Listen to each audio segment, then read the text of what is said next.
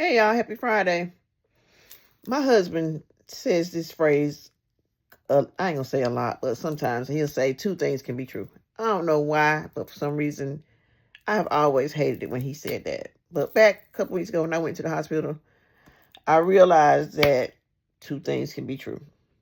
I'm sitting back behind triage where they have beds or chairs, whichever you need, because they don't really have rooms for everybody waiting for my turn with the doctor. There's a lady directly beside me um, with her daughter, and then there's a couple beside them.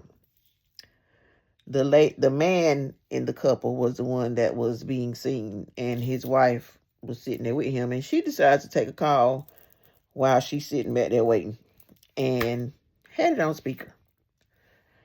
That is so rude, in my opinion, especially in public.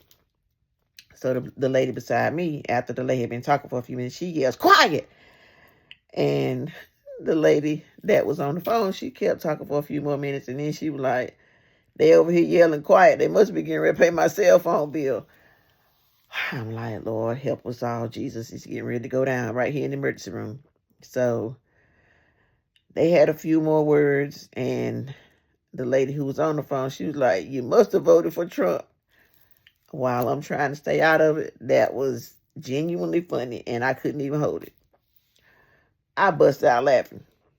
They still having words. The nurse that I had a not so pleasant opinion about when I first went back there, she came running back there. She was like, "Ma'am, you can ask nicely. That's not the way you talk to people."